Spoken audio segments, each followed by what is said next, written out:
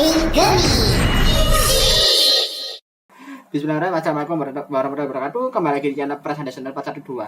Wow, episodenya bener-bener padat loh kali ini. Kayaknya aku mending makan lampu ini deh. Ini kamera agak blur, sorry. Ini entah kenapa kameraku agak beres ini anjir. Tapi wow, ini gila sih. Episode 5 kali ini bener-bener padat sama teori loh. Dan sepertinya semua hal yang ada di sini bener-bener terjelaskan semua ya. Jadi kayak ya bisa dibilang semua plot hole. Ini aku nyalain deh. Semua plot hole yang terjadi selama ini bener yang ada dari kemarin-kemarin bener-bener dijelaskan semua secara detail, bahkan sampai ke detik-detik kecilnya. Jadi aku saja mulai ya, bahasa singkat dari Kamera Tergabung episode kelima. Dan melanjutkan dari episode kemarin yang bagian dimana si Soma pingsan, ternyata sosok yang nolong dia itu namanya adalah Dente Stomac ya, seorang Granude yang katanya sih adalah kakeknya si kakek apa paman ya nyebutnya ya. Kalau dari sini ini silsilahnya rada ribet sih sebenarnya. Ya oke, kalau bisa dibilang silsilahnya lebih kayak gini, dia itu adalah adik dari kakeknya Soma. Jadi anggap aja kakek lah ya, grand uncle mungkin bisa dibilang ya. Tapi kayak aku nyebut paman aja kali ya, biar kayak ribet bener aja suka silsilahnya. Dan di sini juga gimana ya, awalnya ya Soma juga pasti pas lihat sosoknya si paman Dente di depannya dia juga langsung kayak masang mode siaga kan, saya berubah jadi kelabu. Dan pas dia berubah jadi kelabu justru malah si paman Dente ini malah kayak kegirangan ya, karena dia bilang kalau operasi yang dia lakukan dulu itu ternyata berhasil. Nah, ini operasi apa ini? Aku pas pertama kali nonton bingung loh. Ini maksudnya gimana? Ini maksudnya paman Dente. Ternyata dijelaskan di sini bahkan sampai ke asal usulnya dia ya. Yang ternyata si paman Dente inilah yang notabene adalah pencipta dan penemu dan juga pencipta Darksnake pertama kali. Pencipta Darksnake pertama kali, terus juga pencipta teknologi kompresi manusia. Dan juga dia yang notabene ternyata memodifikasi gabunya si Soma dulu waktu Soma masih kecil. Jadi benar-benar dijabarin semua lo di sini. Ini kalau aku bakal coba aku perjelas secara singkat ya, biar gak panjang-panjang banget. Jadi ya dia itu. Jadi kenapa kalau si paman Dente kan bisa dibilang kayak benar-benar excited banget pas lihat si Soma, karena ya dialah orang yang memodifikasi gabunya si Soma. Dan itu atas permintaan siapa? Atas permintaan ayahnya si Soma. Dan di sini akhirnya ya, ini bagi bocil-bocil yang tanya perihal ayahnya Soma siapa, nih udah diperlihatkan secara jelas, secara detail siapa ayahnya Soma. Yang namanya itu Boce Stomac. Jadi aku kalau nyebutnya sana sorry ya. Ini aku kalau subtitlenya sih bacanya Boce Stomac ya. Yang notabene adalah ayah dari Soma dan juga para anggota Stoma family yang lain ya, Pak Rango dan segala macamnya itu. Kalau dari penampakannya sih ya gimana ya, kalau dari penampakan wujud Granudenya sih nggak jauh beda sama Rango ya. Jadi ya wujud Granudenya si Boce Stomac ini ya bisa dibilang mirip Rango, cuma ada jenggotnya aja, itu jenggot putihnya aja yang jadi pembeda. Dan di sini sih kalau aku lihat sih penggambaran dia itu benar-benar kayak keras banget ya, jadi kayak si Soma ya. Apalagi kan juga bisa bilang kayak gimana ya, kalau dilihat di episode ini bisa dibilang dari reaksinya si Soma ya, dia kayak benar-benar benci banget sama ayahnya ya, karena si Soma itu merasa kalau ayahnya ini sudah benar-benar membuat dia dan juga ibunya itu menderita selama ini, dibuat menderita banget gitu, gak pernah bahagia. Tapi di sini sedikit intermezzo aja ya, perihal si Boce Stomac ini katanya itu ini lupa aku bener apa enggak ya, tapi aku agak lupa serinya siapa sih. Serinya kalau dari segi suaranya mirip-mirip ini mirip si siapa namanya, mirip Darui nggak sih, yang jadi karakternya di Naruto itu loh, katanya mirip itu sih. Dan juga perihal kalau Dente Stomac itu kalau dari segi suit aktornya ini agak termasuk dikit ya. Jadi suit aktornya si Dente Stomac itu ternyata ini Pak Jiro Okamoto yang jadi suit aktornya Oja sama Buster, dan juga si suit aktornya Black sama Black RX. Ya, ini intermezzo aja sih, aku juga cukup kaget loh ternyata, makanya kok penggambarannya paman Dente kok agak tambun. Ternyata ini bukan aku body shaming loh ya, tapi ya ternyata faktor suit aktornya yang ternyata ya tahu sendiri kan kalau Pak Jiro Okamoto jadi Oja kayak gimana, yang kemarin di Project Outsider sempat jadi meme itu loh. Dan aku lanjut lagi ya perihal Soma pandangannya Soma terhadap ayahnya ya. Yang notabene kan memang bisa dibilang Soma itu benci banget sama ayahnya kan, karena ya tadi karena dia itu dibuat menderita, dan juga kayak kayak dia itu benar-benar dikerasi banget. Jadi kayak tiap hari katanya sih Soma itu selalu dikasih latihan khusus sama ayahnya ya, yang adalah Granito. Jadi benar-benar dilatih banget katanya sih. Kalau aku lihat, aku tangkap ya dari pembicaranya si ayahnya Soma ke paman Dente pas awal-awal dia itu minta tolong buat gabungnya Soma itu untuk dimodifikasi. Katanya sih itu tujuannya biar si Soma itu bisa bertambah kuat untuk bisa bertahan hidup. Katanya sih gitu ya, kalau dari penjelasan ayahnya Soma. Jadi ya bisa dibilang ya cukup make sense juga sih. Jadi ya kenapa kok Soma sama si ini juga berhubungan sama teori soal manusia itu yang bakal dijadikan Granito sama para jadikan bahan Darkstalk loh sama para Granito. Saya kan gini, kualitas kompleks aku ini tingkatan kualitasnya para manusia yang jadi bahan Darkstalk ini bagus enggaknya kan tergantung dari seberapa bahagia orang tersebut kan. Jadi semakin orang itu merasa kebahagiaan, semakin besar kebahagiaan dari orang tersebut, maka kualitasnya dia itu bakal makin bagus dan bisa jadi dan benar-benar bisa jadi Darkstalk yang benar-benar enak katanya kalau menurut para Granito. Nah, kenapa kok Soma sama ibunya dibuat menderita? Ya karena biar itu tadi, sepertinya itu juga tujuannya biar ayahnya itu biar ibunya Soma itu dan juga Soma sendiri itu nggak dijadikan bahan Darkstalk. Makanya mereka dibuat menderita banget kan. Jadi kalau mereka dibuat menderita kan bisa dibilang ya kualitasnya mereka buat jadi bahan Darkstalk kan bisa dibilang rendah banget kan. Nah itu yang mungkin itu tujuannya si ayahnya Soma. Jadi ya gimana, dibuat menderita tapi juga demi kebaikannya mereka. Tapi yang dinakal sama si Soma berbeda. Bagi kan juga setelah mereka semua ini kan bisa bilang semua hal ini kan diciptakan sama paman Dente ke Soma kan. Jadi perihal maksud ayahnya gimana dan juga perihal segala macamnya ini ya sebenarnya kan Soma juga masih sama pandangan. Dia masih benci sama si ayahnya karena ayahnya lah dia dan ibunya menderita bahkan sampai ibunya meninggal kan. Tapi ya mau gimana lagi sih, ya memang bisa dibilang mungkin waktu itu mungkin ayahnya Soma nggak punya pilihan lain, makanya dia terpaksa melakukan terpaksa melakukan hal itu. Apa itu juga hasilnya kan juga terlihat jelas di sini, di mana latihan keras yang diberikan pada Soma sejak dia masih kecil bisa dibilang sekarang itu benar-benar membuahkan hasil loh. Terbuktikan dari episode pertama sampai sekarang, kalau Soma itu bisa dibilang bertarung dalam wujud tanda kutip manusia, belum jadi wujud kamera, kan dia benar-benar jago banget. Mungkin itu alasannya kenapa kok si Soma itu bisa dibilang fightingnya itu benar-benar jago banget, karena ya dia udah dilatih sejak kecil. Makanya sekalipun dia nggak berubah jadi kamera, dia masih bisa close combat langsung gitu loh. Dan itu adalah hasil pelatihan dari ayahnya yang bisa dibilang mungkin keras banget ya. Ya pelatihannya keras, si Somanya juga nggak suka akan hal itu, tapi secara nggak langsung ya sebenarnya itu juga proses latihannya hasilnya tuh benar-benar terlihat sekarang gitu loh. Ini cukup menarik jadi yang bisa dibilang ya gimana ya, dinamika keluarga Thomas ini makin kesini bisa dibilang makin menarik loh kalau diperhatikan. Apalagi juga soal di episode ini kan juga akhirnya si Ranggo Thomas muncul lagi kan, perihal pas dia itu katanya buat negur sih, lebih kan negur si kembar ya, si Sita sama si Jit yang katanya kan kinerjanya belakang ini bisa dibilang masih makin turun kan kinerjanya. Apalagi juga kualitas manusia yang ditangkap sama mereka kayak makin kesini makin turun gitu kualitasnya, makanya dikasih teguran sama si Ranggo karena dia kan kakak tertuanya. Dan di sini juga bahkan Ranggo bilang kalau dia nggak akan segan-segan mecat mereka berdua kalau kinerja mereka nggak membaik lagi. Ini gimana ya, bisa bilang kayak ya ini sisi lainnya si Ranggo bisa dibilang ya dia tuh benar-benar nggak segan gitu loh, meskipun sama keluarga sendiri dia nggak akan segan-segan aja, dia akan tegas kalau memang ada yang tidak sesuai dengan harapannya dia. Apalagi ternyata di sini juga terungkap loh, kenapa kok mereka benar-benar kayak memproduksi Darkstalk secara massal. Ternyata tujuannya Ranggo adalah dia ingin menguasai dunia Granito sepenuhnya dengan Darkstalk tersebut. Dan ini juga diperlihatkan lagi, bahkan diperlihatkan secara jelas loh, dunia Granito kayak gimana. Maksudnya kayak mulai dari susunan dunia kayak gimana, orang-orangnya kayak gimana, bahkan sampai secara detail, hal detail seperti ada ibu dan anak yang lagi jalan-jalan terus anaknya minta dibeli jajanan, diperlihatkan loh di sini.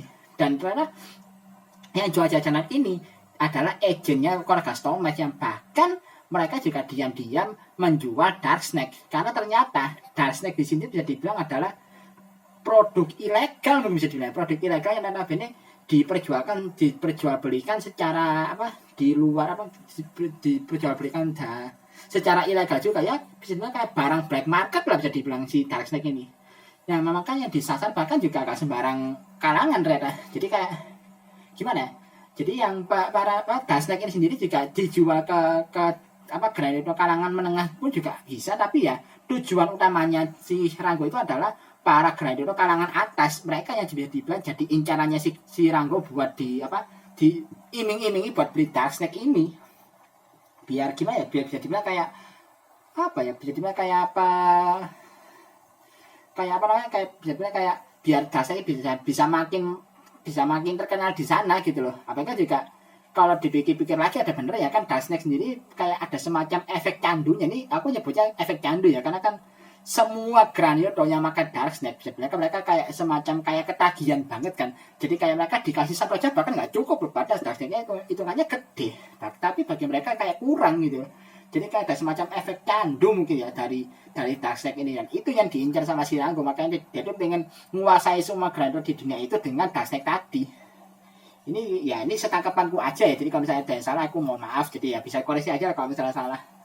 Dan aku agak melipir sebentar ke bagiannya si Hanto, dimana sih kan Hanto ya masih menunjukkan rutinitasnya dia sebagai jurnalis kan. Dan pas dia mau disuruh sama si apa bosnya dia, si apa namanya Pak Shoya namanya, yang si gurunya dia buat nyelidiki, kalau saya nyelidiki apa ini, kalau nggak saya nyelidiki soal ini apa tempat judi ilegal ya. Pas dia mau disuruh kayak gitu, tiba-tiba kan si Hanto dapat telepon dari Amane, katanya ada penampakan monster yang lagi bertransaksi lah, jadi bilang ya.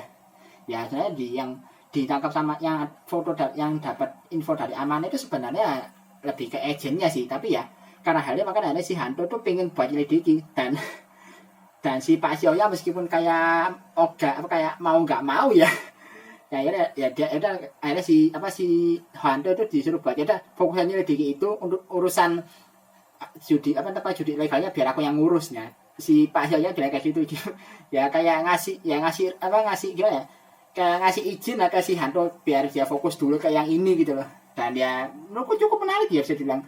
Jadi dari sepanjang serial ini berjalan ya, pas bagiannya si Hanto itu melakukan penyelidikan secara diam-diam, jadi melakukan investigasi soal keberadaan para granito ini bisa dibilang menarik loh. Jadi kayak ditunjukkan pada sisi investigasinya dia sebelum dia jadi Kamen Rider, itu menurutku menarik sih, karena kan ya memang dia kan jurnalis gitu, jadi kan juga harus punya sisi investigasinya dia terhadap hal-hal yang notabene masih belum diketahui, dan ini menarik bisa bilang. Apalagi ada momen di mana dia sempat gak sengaja ketemu sama si Popingami Kochiso kan, yang notabene ngarahkan dia ke tempatnya para agen, yang ternyata di sini para agennya itu sedang bisa dibilang kayak sedang memilah para manusia yang sudah ditangkap sama para granito lainnya. Jadi kayak ini wujud manusia yang udah jadi papan akrilik gitu loh. Jadi kayak mereka itu kayak dipilah dulu sama mereka sebelum di packing ya. Kayaknya sih dipilahnya buat nyari manusia mana yang notabene kualitasnya itu kualitas dipilah berdasarkan kualitasnya mereka masing-masing ya. Jadi kayak yang bagus di sini, yang sedang di sini, yang jelek di sini. Jadi kayak dipilah gitu. Ya kayak gimana? Kayak pemilahan produk makanan sebelum di packing aja lah ya kalau di real life-nya. Dan di sini tiba-tiba si Hanto kok kayak agak ngelawak gak sih? Kayak dia tiba-tiba spontan aja ngelempar agennya pakai batu dan langsung nyumput kan dia setelah itu. Dan nyumput itu juga bilang, "Ini aku ngapain anjir?" Dia aja bingung apalagi yang nonton gitu. Macam kan ya Hanto sendiri di sini dia belum jadi Kamen Rider, tapi kok dia kayak tiba-tiba kayak sosokan buat mancing perhatiannya menarik perhatiannya para agent. Ini ngapain aja di Hanto ini, kayak spontanitasnya agak konyol juga sih. Dan ujung-ujungnya juga ketahuan dia di sini udah nyumput gitu juga, akhirnya ketahuan dan dikejar kan sama para agent. Dan di sini ya udah akhirnya si Hanto yang bisa dibilang kedesak di sini, bahkan sampai pingsan gara-gara nabrak dinding, akhirnya ditolong sama si Soma kan, yang notabene kan juga Soma waktu itu di saat yang bersama si Soma kan juga baru aja pergi dari tempatnya Mama Dente kan, karena ya gimana ya dia masih nggak terima bukan masih nggak terima, kayak masih galau lah bisa dibilang ya, sama semua hal yang sudah dijabarkan sama Paman Dente sebelumnya. Dan dia juga singkatnya sih kalau si Soma akhirnya dia berhasil menemukan kemantapan hatinya dia di sini ya, dimana kan selama ini dia tuh pergi meninggalkan para manusia yang orang-orang yang sedang nolong dia tuh demi biar manusia ini nggak jadi incaran para Granyuto kan. Tapi di sini akhirnya si Soma merasa kalau hal itu sebenarnya salah, dan dia akhirnya memutuskan kalau dia nggak harus meninggalkan manusia itu, tapi justru agar mereka nggak bahagia, tapi justru dia harus tetap bersama mereka biar dia itu bisa melindungi para manusia ini dari para Granyuto yang ngincar mereka. Makanya di sini Soma muncul buat nolong si Hanto, yang memang Hanto kondisi sudah pingsan kan, dan dia berubah jadi kabur di sini. Dan ya untungnya sih waktu transisinya si Soma jadi kabur itu Hanto nggak lihat ya, karena dia lagi pingsan. Jadi pas si Soma benar-benar sudah dalam wujud Kamen Rider Gabu, si Hantonya baru siuman. Agak lucu juga di sini. Apalagi juga, tapi kalau sedikit intermezzonya yang menurutku yang paling menarik ya di sini pas sekuens berubahnya si Soma jadi Gabu sih, dimana di sini kan ya tahu kan kalau si Soma itu berubah jadi Kamen Rider pasti kayak ada semacam bungkusan transparan yang nutupi dia biar dia tuh nggak kena serangan kan. Nah di sini bahkan tembakannya para agent masih bisa nembus loh di sini, bahkan sampai ngelukai pipinya Soma kan. Jadi ya mungkin ya wajar juga saya mengingat kalau meskipun kategorinya agent itu bisa dibilang kayak kroco ya, saya kan kayak kroco kan bisa dibilang ya, kalau bisa dibilang sih kalau para agent itu bisa dibilang kayak, kalau bagi Kamen Rider Gabu kayak Gojizo-nya gitu, jadi kayak para minion yang tercipta dari gabunya para anggota Spy Family kan. Di sini juga diperlihatkan loh gimana para agent itu tercipta pertama kali ya lewat gabunya para anggota Spy Family, yang dimana di sini yang diperlihatkan adalah gabunya si Cheetah sama Jeep. Jadi mereka kayak gabunya mereka dimunculin keluar, terus ada dari mulutnya yang lagi buka itu keluar para agent. Ya bisa dibilang para agent sama Gojizo itu kategorinya sama ya, cuma mungkin tingkatannya sedikit berbeda. Karena para agent kan bisa dibilang punya kemampuan combat yang bahkan bikin si Soma selalu kewalahan dari mereka kan. Dan ini juga akhirnya terjadi pertarungan sengit antara Soma dengan para agent yang dihadapi di sini. Bahkan ya itu mulai dari armor popping game yang lagi pocel di sini, terus juga pas dia transisi ke saku-saku chips, pedangnya remuk lagi. Tapi pas dia lagi terdesak, muncul tiba-tiba Gojizo baru di sini, yang sebenarnya baru-baru juga sih. Ini Gojizo yang muncul setelah Soma itu nyoba makan keripik kentang pedas yang dikasih sama Paman Dente ya. Yang dimana dari keripik kentang pedas ini menghasilkan Gojizo baru bernama Hiri-Hiri Chips.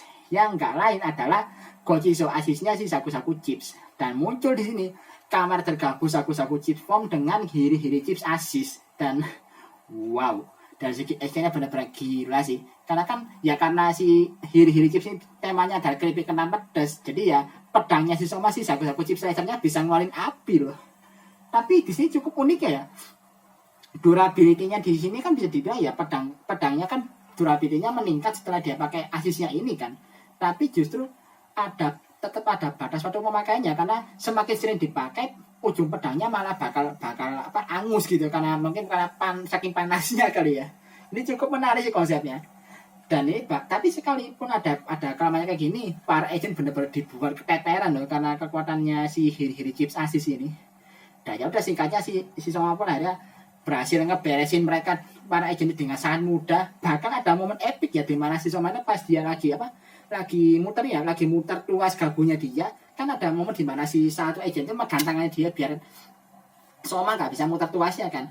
Ini Soma di sini melakukan cara yang bisa cukup cerdik loh, dimana dia muter badan salto ke belakang biar cara ganas itu si tuasnya itu keputar. Jadi cerdik loh. Jadi pas dia dipegang gini, pas dia salto kan otomatis ya si tuasnya nggak pasti bakal ikut keputar kan. Itu yang menurutku cukup banjir. Ini keren juga di Soma ini, keren iya, dan juga cerdik iya gitu. Dia bisa ngakali gitu biar tuasnya keputar kayak ya, biar gimana caranya tuasnya bisa datang keputar meskipun dia kondisinya lagi dipegangi kayak gitu. Ini jenius sih. Ya udah si agentnya kalah dengan finishnya bener-bener kerennya, gak main-main sih.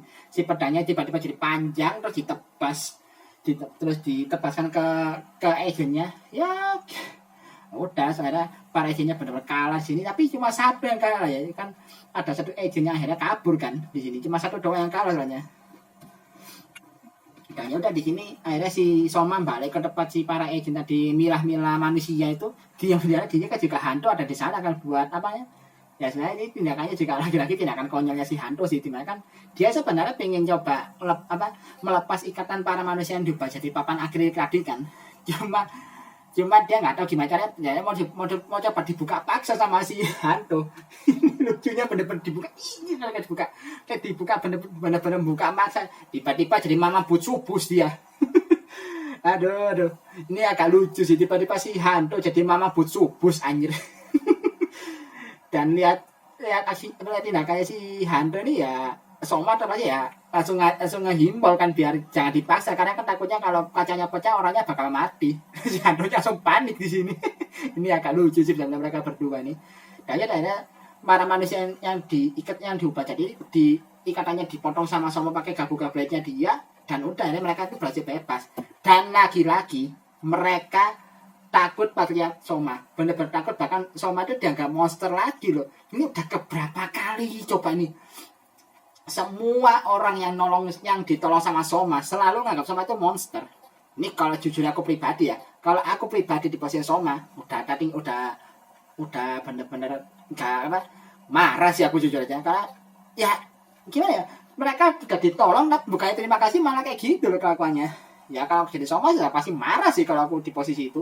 Tapi bagusnya di sini adalah si hantu yang notabene tahu kalau si Gabu ini ya memang bener-bener punya apa, bener-bener kamar, bener-bener yang pengen bantu mereka, langsung pasang badan di sini, langsung pasang badan paling depan, langsung ngomong, bahkan dibentak sama si hantu kalau si Soma itu bukan monster, dia itu Kamen Rider yang nolong kalian. Langsung digedak sama si hantu, diem mereka langsung. Dan ya si Somanya sih bisa bilang kayak ya ikut diem, tapi juga diemnya mungkin karena kayak gak nyangka ada yang bakal belain dia gitu, dan udah sama-sama langsung ditinggalkan di situ. Dan ya udah sih kalian di sini akhirnya setelah kejadian selesai kan si Hanto pergi ke depannya Amane kan, kata kalau saya tuh kayak ngasih bayaran ke Amane ya perihal informasi yang udah dikasih sama Amane tadi tuh. Terus jika dia ngajak kepanasan sama Soma, ya ternyata Soma juga balik ke depannya Amane buat apa, minta tolong ke si Amane biar dia boleh dipekerjakan di sana lagi. Jadi ya ini turning point-nya adalah si Soma akhirnya mungkin bakal ke depannya nanti ya, ke depannya Soma bakal tetap stay di tempatnya Amane lagi. Dia nggak akan lagi apa keluyuran kemana-mana kayak haji kayak lebah haji. Jadi benar-benar udah dia bakal sana, bahkan ya awalnya sih Amane agak sedikit ngambek gitu ya. Dan bahkan sampai nyebut Soma itu kayak kabel-kabel kayak wancan atau anjing liar gitu. Ya sebenarnya sih kata wancan sendiri kalau bisa dibilang bisa diplesetin dikit ya ke one last chance atau kesempatan terakhir. Jadi kayak ya secara gampang kayak Amane itu ngasih kesempatan kedua buat Soma lah, karena kan ya Soma kan ya apa buat bantu si Soma, dan akhirnya udah jadi Soma tinggal di situ kan akhirnya, dan sepertinya ya untuk episode ke depan dia bakal tetap stay di sana. Dan coba melipir lagi ini, kalau tuh Soma beres, jadi Soma sama Hanto beres ini, dan melipir lagi ke Pak Shoya, si apa gurunya si Hanto yang kan dia lagi nyelidiki soal tempat judi ilegal yang tadi aku bilang gitu loh. Pas dia lagi di tengah-tengah penyelidikan dia, tiba-tiba dia diserang sama seorang Granito, namanya Granito Otake kalau salah ya. Ini Granito yang kalau aku lihat ini kan salah satu Granito pertama yang muncul di trailer kemarin kan, yang kalau nggak salah ini jadi Granito yang bakal dilawan sama Kamen Rider Valen ya kalau nggak salah ingat. Dan di sini ya ini katanya kenapa kok si Pak Shoya diserang sama si Granito Otake ini? Ternyata si Granito Otake ini bisa dibilang kayak disuruh sama salah satu agent loh. Ini nggak tahu sih kenapa kok tiba-tiba si Pak Shoya yang diincar, karena kalau aku perhatikan sih ini agent yang nyuruhnya, bisa kayak ngiming-imingi si Granito Otake ini buat nyerang Pak Shoya itu beda loh dengan agent yang dipakai yang bisa dibilang hasil samananya si kembar sebelumnya. Karena kan ini kalau misalnya udah lihat scan telepon bulan ini ya, kan para Granito itu punya para agent masing-masing kan yang notabene punya ciri khasnya sendiri-sendiri gitu loh, yang sepertinya ciri khasnya itu dibedakan dari warnanya mereka ya. Notabene kalau Sita sama Jeep itu agentnya warna biru sama putih. Nah, agentnya nyuruh si Otake ini buat nyerang si Pak Hyoya itu adalah Gado yang warna orange, di mana orange itu adalah warnanya si Nierve, saudara ketiga. Ini ada apa ini kok tiba-tiba kok si Hyoya notabene bukan siapa-siapa tiba-tiba diincar. Apakah ini ada hubungannya sama si Hanto yang nanti jadi Commander Valen atau gimana? Dan juga sekaligus juga kayaknya patah nih satu teori lainnya notabene. Ada teori yang bilang kalau si Pak Hyoya itu adalah granate pekerja, kayak patah sih teori ini. Patah aja satu teori. Dan aku langsung ngajak ke preview aja, di mana sini di preview ini ada 4 hal sih yang ada aku notice di sini. Yang pertama udah pasti ya, karena episode 6 nanti bakal jadi debutnya si Commander Valen, itu udah pasti. Dan juga yang notabene itu dan juga ini juga sehubungan dengan selesainya pembuatan Valen Buster oleh si Kenzo Suga. Dan juga yang satu lagi itu kemunculannya si Nierve ya, yang notabene juga kayak ngamati langsung pertarungannya si Gabu sama Valen. Bahkan juga di sini juga si Kenzo Suga juga ikut ngamati banget sambil ngerekam kan di sini. Lalu apa lagi ya? Oh, sama ini. Juga ini ada, ini lebih ke teori sih. Jadi kayak yang jadi juga berhubungan sama si Pak Hyoya yang diserang sama galeri Otake tadi. Apakah jangan-jangan si ini ada hubungannya dengan Nierve gitu ya? Notabene mungkin dia itu kayak ada semacam apa ya? Kayak ada semacam kayak kerjasama terselubung lah antara si Nierve sama si Kenzo Suga. Yang gimana ya? Jadi kayak gimana ya? Jadi kayak memang sengaja diinjak kayak gini biar si Hanto itu benar-benar kayak kepancing dan akhirnya bisa jadi Kamen Rider yang langsung melawan Granite buat penelitiannya si Kenzo juga sih. Kan di awal sebelum Gabutan itu sempat ada rumor kalau bakal ada kemunculan Kamen Rider Gabu warna hitam kan. Nah, sepertinya aku sedikit ngutip aja ya. Sedikit ngutip teorinya dari channelnya Agadresa, di mana mungkin kong kali kong yang terjadi kong kali kong yang terjadi antara si Nierve sama Kenzo Suga ini ada hubungannya sama mereka yang bakal menciptakan Gabu hitam tadi. Tapi gak tahu ya usernya siapa, entah mungkin si Kenzo Suga atau mungkin orang lain atau mungkin bahkan Nierve. Jadi ya masih ada kemungkinan kemana-mana lah. Tapi ya mungkin ini ada hubungannya sama itu yang notabene kan memang sudah disinggung bahkan sebelum serialnya tayang kan, ini perihal si Gabu hitam ini. Dan ini juga cukup masuk akal karena kan si Nierve bisa dibilang adalah Granito tipe teknisi kan, yang notabene memang bahkan semua hal mulai dari pembuatan Dark Snake dan juga bahkan teknologi kompresi manusia itu kan dia yang notabene menciptakan. Dan ini juga kenapa dia bisa menciptakan hal itu, karena dia itu adalah Granito yang notabene dilatih dan dibesarkan sama si Paman Dente yang juga sama-sama seorang teknisi. Jadi ya kalau dia nanti bisa menciptakan Gabu hitam dengan bantuan dari Kenzo Suga, nggak akan menggagalkan lagi sih, karena ya mereka bisa sama-sama pencipta di sini gitu loh. Ini memang benar-benar dahsyat sekali ini. Jadi satu episode aja teorinya udah sepadat ini loh. Tapi ya at least masih menarik kok, karena ya justru malah ini yang notabene pengen aku nanti kan biar semua teori itu benar-benar terjelaskan dulu, biar nanti kalau ceritanya berjalan biar bisa nyaman tanpa ada kan mikir ini teori ini gimana. Jadi kayak semuanya dijabarkan dulu di awal-awal, biar nanti kalau kita nonton itu bisa ada landasannya dulu, bisa ada kayak gini, oh landasannya dari teori ini, bisa kejadian ini, oh landasannya dari teori yang ini. Jadi ya biar jelas gitu loh, biar lebih jelas dan kita bisa nontonnya lebih nyaman gitu. Ini menurutku cukup nice sih. Jadi dari 5 episode awal Kamen Rider Gabu ini masih cukup menarik untuk diikuti kok. Jadi ya aku salut sih. Jadi ya nanti aja kayak gimana perjalanan cerita bakal berjalan ya. Apalagi episode 6 nanti perlu dicatat ya. Episode 6 nanti bakal jadi debut perdana dari Kamen Rider Valen. Itu yang bakal jadi hal utama nantinya sih. Duh, capek aku ngomong panjang lebar, anjir udah setengah jam. Jadi mungkin gitu aja ya untuk bahasan kali ini. Kalau misalnya ada yang kurang ya kayak biasa ya tambah aja di kolom komentar. Ini aku udah harus berangkat kerja soalnya, jadi aku mau langsung cepet-cepet beres aja. Jadi oke lah, kita sekian dulu video kali ini. Like dan share video kalian kasih video kali ini.